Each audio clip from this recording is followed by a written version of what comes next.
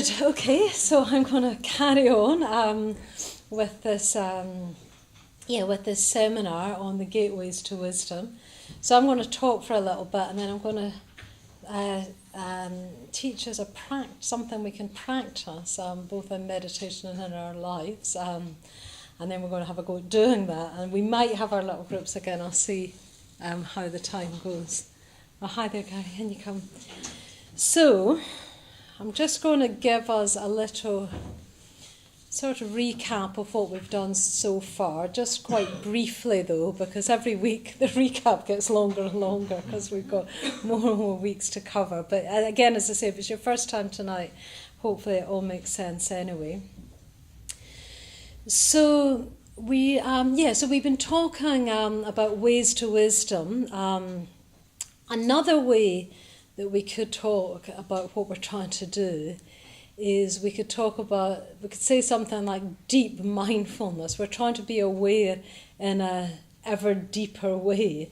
As Nyanvaj was saying in the tea break, you've got the nature of reality as this potentially wonderful thing, this potentially I actually do quite like the word religious, actually, more and more. This kind of whole, what word did you use? You didn't say religious. Sacred, yeah, the sacredness of reality, the sort of wonder of reality, is in a certain sense, you could say, is trying to reveal itself to us all the time. It's there for us to see all the time, but we're shielded against it most of the time, and every now and then we get a little glimmer into that this sort of sacred nature of reality which may reveal itself in different ways. It's trying in a certain sense, it's trying to show itself to us, and we're not paying attention, and it's even trying to wake us up to it, but we're just falling back to sleep again. So what we're doing in this course is we're experimenting with ways of looking that focus our attention more. So that's a simple way to say what we're doing. We keep sort of switching the metaphor really from gateways to ways of looking. They both work in different ways. So you could say sometimes we've been talking about 4 gateways, and sometimes we've been talking about 4 ways of looking that focus our attention, that help us to see this much more open, much more beautiful, much more sacred nature of reality that is usually hidden from us. And what the Buddha said is we ourselves are doing that hiding, but because we're doing it at a sort of level that's below the level of consciousness, it's something we're doing, but we're not sort of willfully doing it. That gives us a bit of a problem, because how are we going to undo it? So that's why there's been like different teachings devised to try and see how do you undo something that's below the level of consciousness in the first place. As I say, every now and then we might have spontaneous glimpses, but how can we start to adopt ways of looking that doesn't just leave it to chance? That actually means we can see the world, we can see all that sacredness, be in it all the time.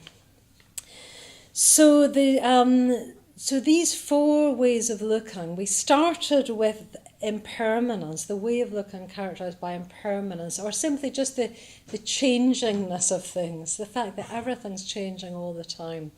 The Buddhist word for that is anitya. And how we practice that, so these aren't just theories, they're actual ways of practising. They won't really work as just theories. I mean, they'll be interesting possibly, but they've got to be adopted as ways of actually practising.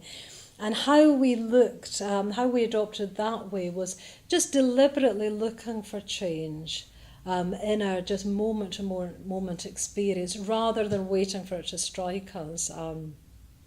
So we spent a couple of weeks just experimenting with different ways of just actively looking for change in our moment-to-moment experience. So that was the anitya, impermanence way of looking. And then we spent another couple of weeks focusing on the dukkha way of looking. So dukkha means something like unsatisfactoriness. The root means something like an ill-fitting chariot wheel. So it's the way that life has always got sort of bumps in it. And we started to look more deeply, again, not as a theory. I mean, you can trot these things out as theories, but that's not really the main point. But we started to look in our own experience, try and see if we could investigate in our own experience the nature of dukkha, unsatisfactoriness, and come to see that all mind-made suffering is a result of clinging. And it's a bit more than that, because it's that all mind-made suffering as a result of clinging, but actually far, far more of our suffering is mind-made than we think. Most of it is mind-made, actually. That's actually really good to realise, because if most of it is mind-made, it means we've got a chance of being free from that and leading others to freedom. Of course, we're only doing all these practices so that we can be a force for good in the world as well. It's our own freedom, but trying to be a force for good in the world. So that's anitya and dukkha. And then last week we started on anatta, which is the most subtle to try and teach. So I've been having a go at trying to give you a flavour. It's the most subtle to try to teach because it's easy to misunderstand. Anatta means insubstantiality or not self. But it's important then immediately to point out, as I said last week, that this teaching of not self, of anatta, isn't saying that we don't exist. It'd be silly if it tried to, wouldn't it? Because obviously we do exist, But it's saying that we don't exist in the way that we think we do. That we think in this pre-conscious way, we think we exist in a way that's solid, and sort of the crucial thing is we think we exist in a way that's independent. There's an independent me existing, well, not just existing, defending itself against a sort of real solid world out there. And the Buddha said that's a mistake. And that causes our suffering. But the thing is, it's not a mistake just like, we took the wrong directions to the Buddhist centre or something. Well, obviously we didn't because we're here, but it's not a mistake on that. It's not a mistake that we can just correct it's because it's below the level of consciousness. We have to work on, we have to almost kind of, find a sort of, a trick, but we have to find deeper ways of working with that to undo it.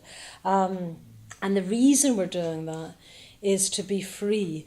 And the reason we do that is so that we can be a force for good. While we're defending this mistaken view of ourselves, where we just caught up with that. To the extent that we're doing that, we can't be a force for good in the world. Even with the best will in the world, it'll limit us, because we'll always default back to what's in it for me. That's, we're at pains to say this every single week. We say this, there's no sort of blame in that. It's not really an ethical matter, it's just an existential matter. So, we don't need to give ourselves a hard time for that or anything. It's just the way... I was going to say it's just the way we're made, but that's not right, because it's the way we've made ourselves. It comes with us. We come with it, that view that we're trying to undo. We come because of it, even you could say. Okay, so that's that's a really whistle-stop tour of those three things.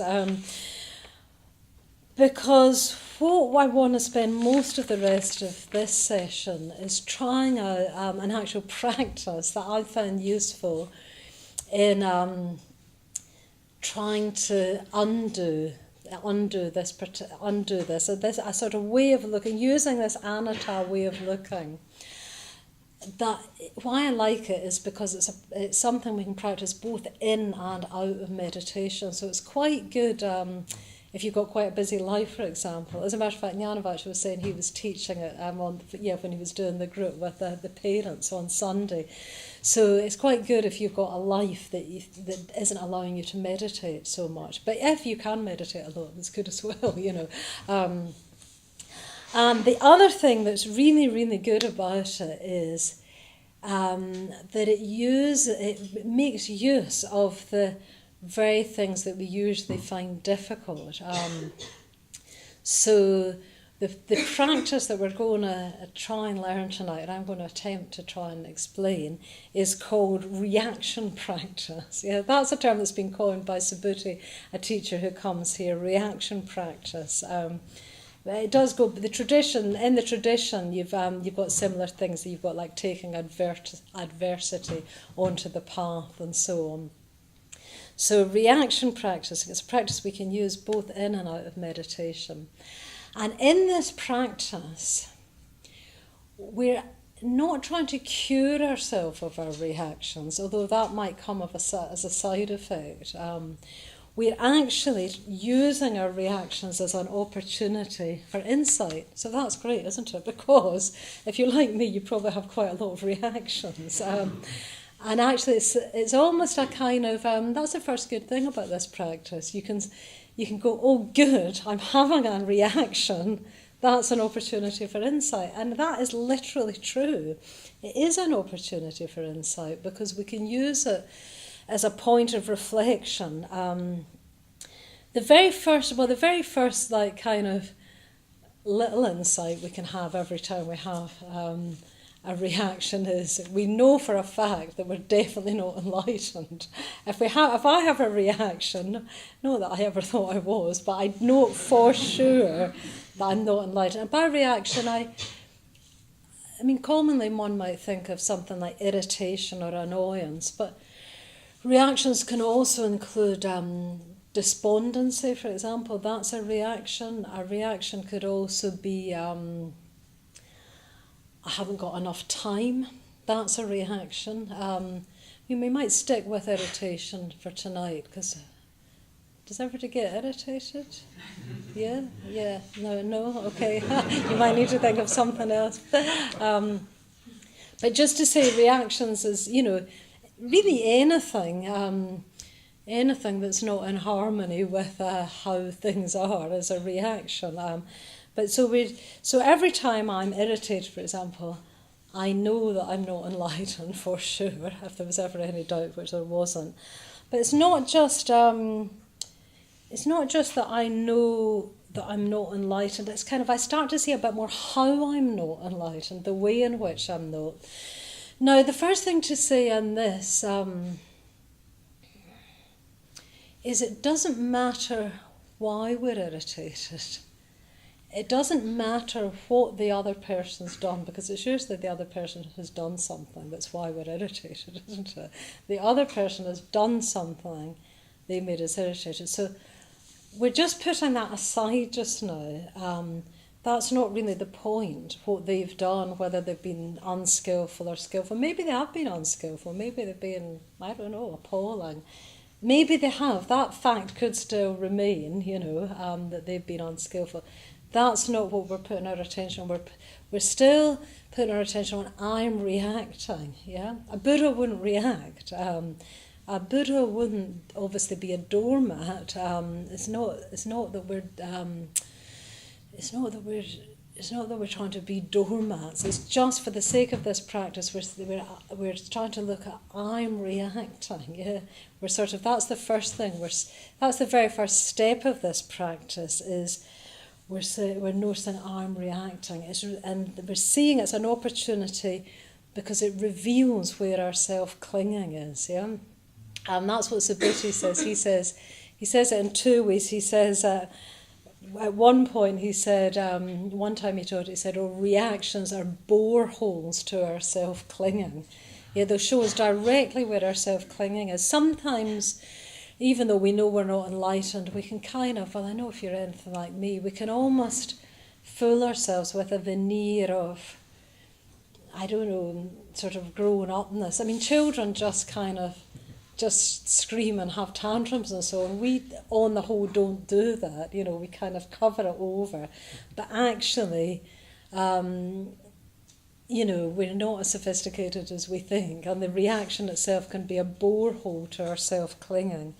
And then, so he does it that way, and then another time he taught it, he gave the image the other way around, and he says, our reaction is the point where our self-clinging breaks the surface of our being.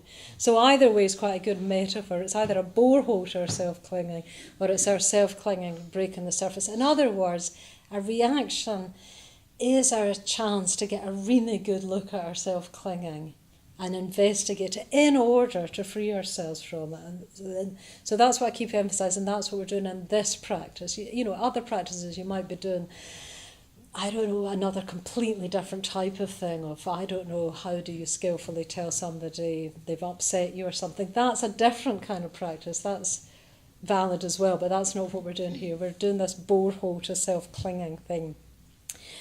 So, actually, maybe I'll flip that just over. I've written this. There's 5 steps in this practice. They're quite easy, and I'll just go through them. But you can copy them down later, take a photograph of them or something. So, step 1 is you recognise the fact that you are reacting. This is quite good in itself. It's good to actually say it to yourself, just to go, I'm reacting, yeah? I'm reacting. Because sometimes we don't even like to admit that to ourselves, because we're so busy saying, they have, annoyed me or something.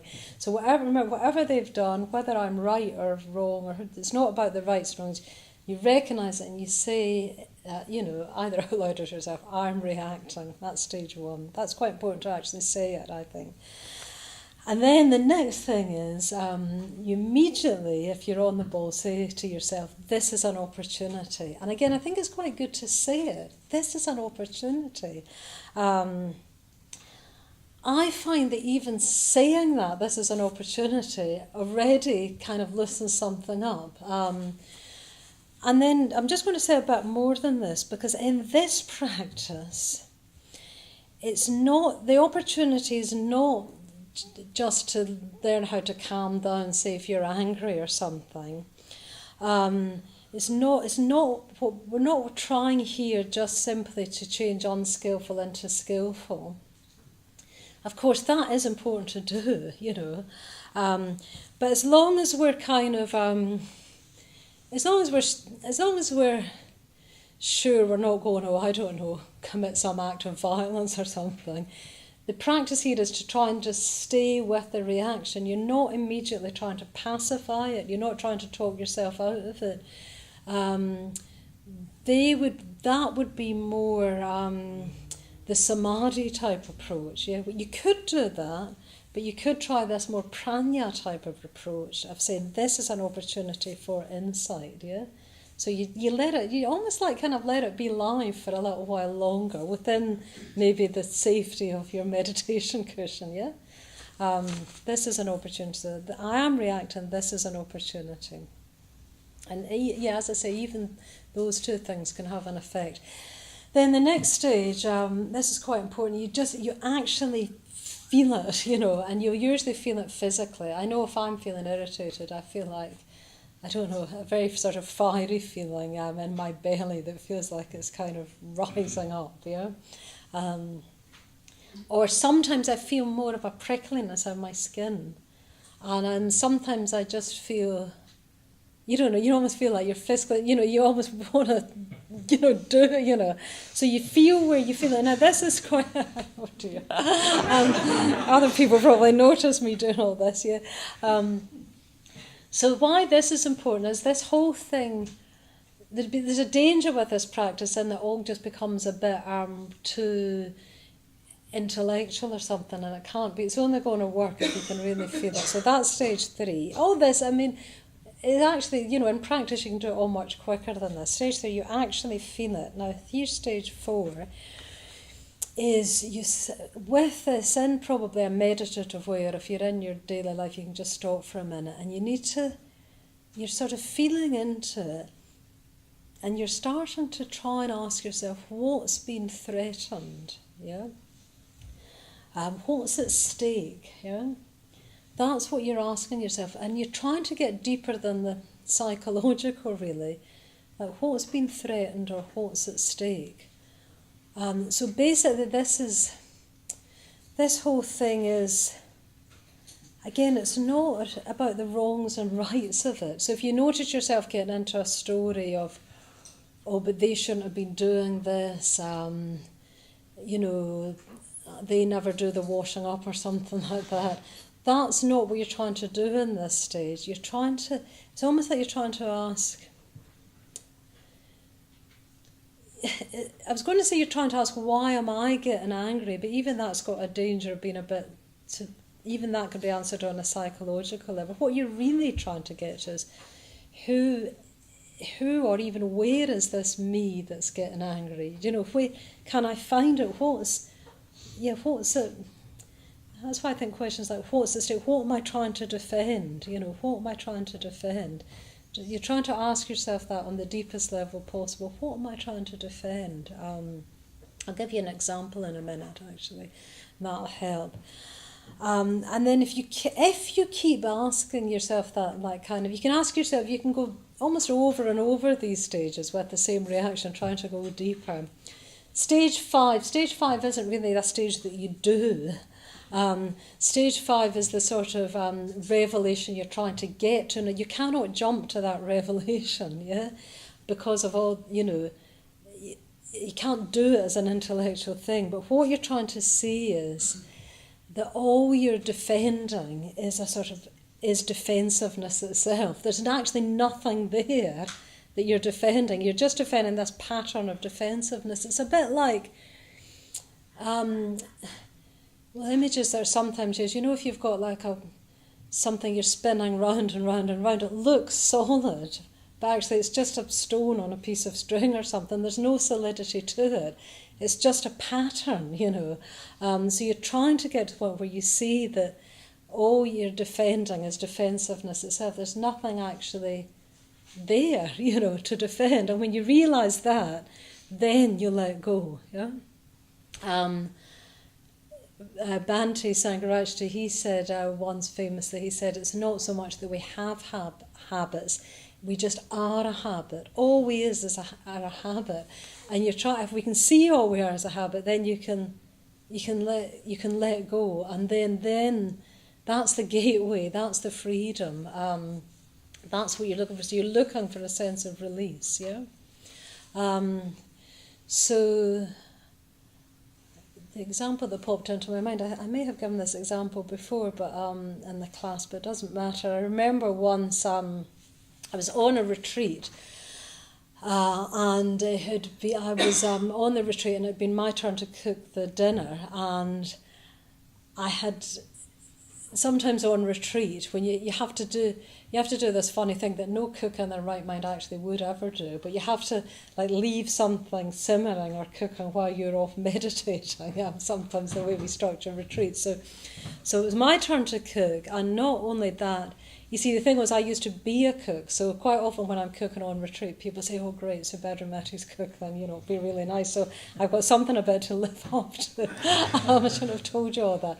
Anyway, I had left the rice on low, and I was meditating, and during my whole meditation I was distracted because I was thinking the rice is going to be burnt, and it's going to be terrible. The rice is going to be burnt, and it's going to be horrible, and that's going to be terrible. And I was really upset by this thought. This thought was upsetting me.